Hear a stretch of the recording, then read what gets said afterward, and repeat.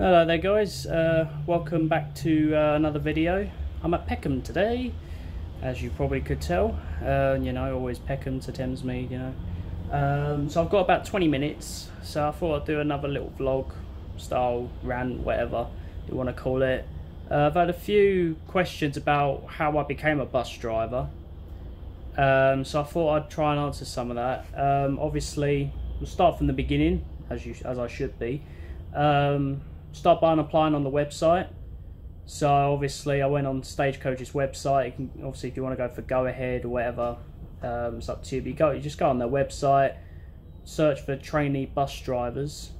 Like, you know, I've searched for obviously for bus driver jobs and find one that's obviously on the training program. Because obviously for Stagecoach there's two. There's a qualified bus driver position and obviously a trainee bus driver position. If you don't have a PCV, you have to go for the trainee position. But pretty much you just fill out the application and hopefully you hear back from them to come in for like an interview. When I first applied, because this isn't the first time I applied for the company, first time I applied, they used to take you out. They used to bring you down to head office. So their head office is in West Ham, by Canning Town, and you do a written test. So that's the kind of basically see if you can read and write, you know, and obviously do maths and stuff like that. And then the second part of it is if you pass that, you'd then move on to the driving test. So you'd go out with a instructor and you'll go in a van and they'll see if you can drive a van. So obviously I failed that. So he basically said, I can tell you don't have experience, because I was literally fresh off my driving test. Like, I must have passed my driving test a couple of weeks before. So obviously I was nowhere near like good enough to obviously even drive a van. So he basically said, come back when you've got that experience. And yeah, that's what I did. So then obviously I worked for Sainsbury's as a delivery driver, and then I got up to the position of you know, then coming back to be a bus driver.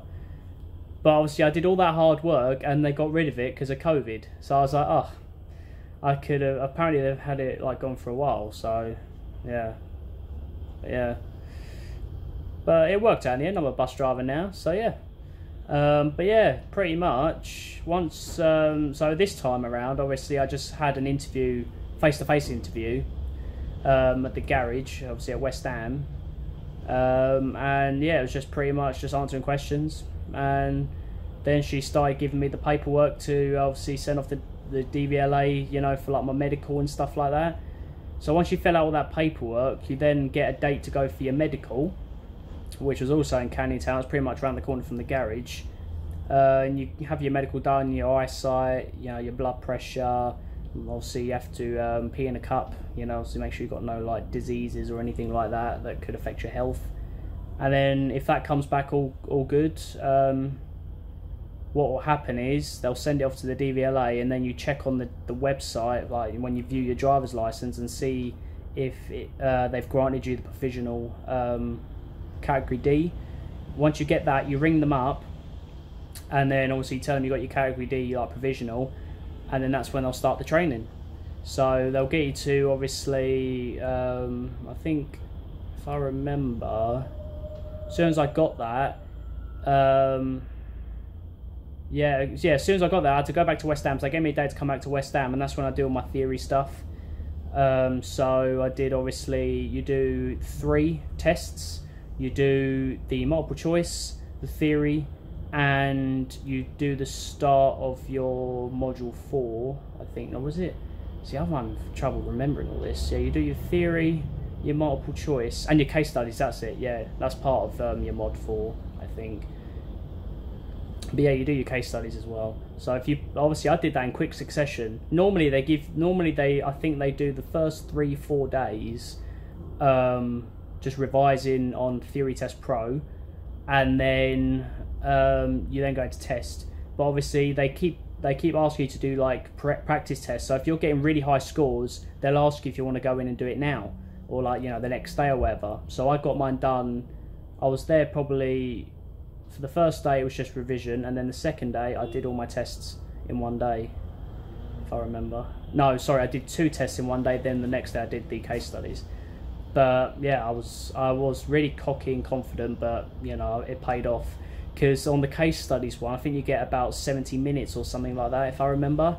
I did it in 25 minutes and I walked out. The manager was there and he's like, 25 minutes, are you kidding me?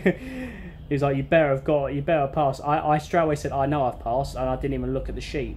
And he looked at it and went, oh, okay. Yeah, well done. But yeah, once you've done that, it's then move on to the driving. So obviously I did my my driver training at Catford. You do it in a single decker. So yeah, you do it in a single decker. But the training buses are horrible. Like compared to a service vehicle, it's horrible. Absolutely horrible. Braking's terrible. Everything's terrible about it. Like, it's horrible. Like, when you go from a training bus to a service vehicle, it's like going, you know, it's like upgrading to a Rolls Royce. It's that kind of level of difference in the vehicles that you drive, which is weird because it's like it's the same. It's exactly the same bus, but it's just used for training. Yeah, it's more rubbish. But yeah, so training wise, about 3 weeks it took me. About 3 weeks of training. So you do 2 different types of shifts. You do 5:20 in the morning till 2 o'clock, and then 2 o'clock till about 10:30, 20 to 11 at night. So it's just obviously, in case you haven't done shift work before, it gets you into that routine of, like, you know, waking up early or, you know, getting a lie in. It just gets you into that routine. But yeah, it's a laugh. Enjoy it. Enjoy the training while it lasts, because when you get onto, like, you know, you're on your own, as you see in my previous videos, a whole different ball game, you know. I've got just over 10 minutes, so I'll keep going. But yeah, so we've had some good laughs. Made some good mates over at Catford. So if I ever did go to Catford, I'd have a good few mates, you know, there to, you know, muck about with. But yeah, like, I mean, one of my training days was on Friday the 13th, and if you know Friday the 13th, it was definitely a Friday the 13th day. I was with another trainee. We literally had probably been at the garage. Hold on, let the ambulance go past. Oh, okay. It was trainee drive out the garage. Must have been out for 5 minutes. We got to a junction, and there was a rent a van. I think it was Enterprise van next to us. And the lane is, like, our lane, we're on the left lane. It was a very, very small lane. It's very narrow. And his mirror literally tapped our glass and it just went like that. And it's obviously shatterproof, but you can see it's just cracked everywhere. And obviously he tried to, like, blame it on us, when that, like, my instructor did the right thing and took a picture, like, instantly to show, look, he's in his lane, you've come into him. So obviously, you know, that wasn't fun. So obviously we literally just left the garage and we got to go back. And then, yeah, like, we got told to go, like, get someone else to take us to West Ham, because they might have a spare bus for us to use. We got there, we knew that there wasn't going to be a bus. We knew. Like, my instructor, like, he's been doing this for about 6-7 years, so he knows it inside out, and he knew there wouldn't be a bus. So we went with our other good friend instructor that we were, like, you know, we always hang out with, and like, kind of drive by and all that stuff. So we took Tower Bridge way. We went over Tower Bridge and went through that way to Canning Town. So we took the longer way. As soon as we got there, the forecourt completely empty. Completely empty. So we were like, oh, what do we do now? So we just went there, had a break. You know, like, had a coffee and all that stuff. And then we went back out, so we knew we were going to go back to obviously to the garage, back to Catford. Along the way we stopped and got some, like, McDonald's and stuff like that, so we just chilled. So we pretty much got paid for the whole day for doing nothing. I mean, the downside of that day was I had to drive all the way back. So because I hadn't had to drive that day, I had to drive all the way back. And obviously, because my instructor knew I was kind of, I don't want to big myself up, but I was kind of talented. Like, I from the very first day, I was showing good signs of, like, he can do this, you know, because I knew I could. You know, it's just basic mirror work. That's the thing. That's the one thing I want to emphasize. Once you get the mirrors, once you understand how they work and you use them, it won't be a struggle for you, you know. Like, the biggest thing is remembering that obviously the wheels are behind you. Once you get past that, when you've got to go forward a lot more into a junction, then turn. Once you get past that and you learn your mirrors, easy stuff, easy. But yeah, so obviously because COVID hit, obviously tests like DVLA stopped tests like for a good maybe week or so, but then they reopened it, so it was pretty much all hands on deck at that point. So I did my driving test I did my module 4 I think the week before my driving test, and then did my driving test on the 2nd of December, and I passed. I think I only got 5 minors, so it could have been worse, but it could have been better at the same time, you know. But yeah, it went quick, you know, because obviously it's an in-house examiner. They know you, you know, well, they don't know you, but like they've seen you about, you know, so they've never seen you drive, but they've seen you about, so they know roughly what you're like, you know. So obviously they want you to pass, so they're not going to be like really harsh on you, but obviously that doesn't mean you can just be an idiot and put yourself in danger, because they will fail you, and they have done before. So take it seriously, obviously, you know. But yeah, passed.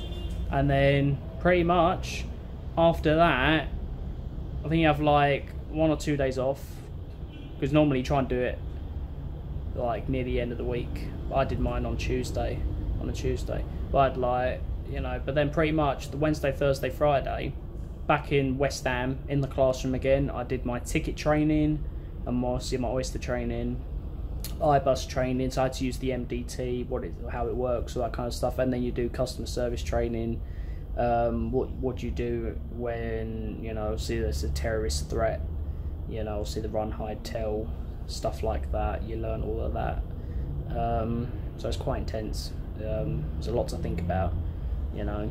But once that's done, you then do what's called type training. So type training is basically you learn how to drive all the different types of buses that are at your garage. So in my case, I learned how to drive the Enviro 400. I didn't really need to learn it, because obviously I drove an Enviro 200 as my vehicle, as my training vehicle. You are required to do 1 hour in a double decker. So obviously I did it in Enviro 400, but like the first generation version, like the 2008 2009 version, not the newer version. And then I learned how to drive the Enviro 400 MMC, the Volvo MMCs, and the Scanias, because at Plumstead there's no single deckers, it's all double decker routes, so it was just double deckers I had to learn. So the Enviro 400 MMC, the Enviro, the ADL Volvo MMCs, and the Scanias. You get about an hour on the hybrids, and you only get about 20 minutes on the Scanias, because it's pretty much a car, so not really much to learn there. But once you've done that, that's it. You're ready to start work.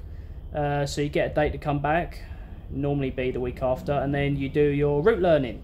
So obviously they choose the route you start on. So I originally was meant to start on the 122s, did the route learning and everything, and then I got to my first shift. It was like 4 o'clock in the morning. My instructor called in sick, so I spent on that day about 4 hours in the canteen from 4 o'clock in the morning waiting for them to like obviously find out what they're going to do. And that's when I switched to the 177. So all they said was just do route learning today and tomorrow and the day after, and then we'll get you with a mentor and get you out there. But yeah, oh excuse me. But yeah, that's pretty much it. And then obviously with the route learning, you can either get on a service bus or you can do it in your car if you already know it. You do get paid if you do it in your car. You get paid regardless for route learning, so obviously make sure you record it, that you have done it, because if you don't, you won't get paid for it. So make sure you, like, because you have to get the driver's signature to say you've been on his bus and all that stuff. Make sure you do, because otherwise you don't get paid, you know. But there's no set amount of time you have to spend on the route. If it's only like a small section that you don't know of the route, you can do that and then go home. And then you don't have to, then if that's all you needed to learn, you got an extra 2 days off to do whatever you want. But yeah, pretty much it. And then you're out on the road with a mentor I was about, I think, 3 or 4 days. They just basically assess how you're doing, how you're settling in, how's your customer service skills, using announcements, PA systems and all that stuff. And then you have a meeting with one of the garage managers, and then they sign you off to say, yep, I'm happy you know the route and you can do it on your own. And then you're on your own. It's that simple. It's literally it. That's pretty much how I became a bus driver. I mean, I said this in a previous video, but it's pretty much been a childhood dream of mine. My stepdad does it, so I've been around them since I was like 10 years old. Fascinated by them, you know. I know pretty much all the makes of buses, you know. So, well, only the buses in London that I've seen and I've been on. But yeah, that's pretty much how you become a bus driver if you're interested. It's, you know, you go in the classroom, do your theory, do your driver training, and then do your ticket training, you know, customer service training, MDT training, learn how to drive all the different types of buses. Obviously that's how you learn how to start them and all that stuff. And then you do your route learning, that's it. You're out on the road then. But yeah, so I hope you've enjoyed this little vlog. Hope that kind of gives you a bit of insight into how, like, what the stages are to become a bus driver. But like I said, all in all, about a month and you're doing the job, you know. If everything goes to plan, you know, you get all your theory out of the way first, because they do this. They give you access to Theory Test Pro probably a good couple of weeks or so before you're due to come in to, you know, start your training. Use it to learn the theory, because there's a lot to learn. Like, I can't remember how many questions, but there was at least like 400 questions I had to go through to learn. So take it seriously, get it out of the way, and then you can enjoy the training, enjoy the driving, because that's what it's about at the end of the day. But yeah, so I'm going to sign off here because I've got about 3 minutes left, so obviously I've got to get set up and that. But I hope you've enjoyed this video. Please leave a like if you did. Please subscribe for more content, and I'll see you in the next video. Take care, guys.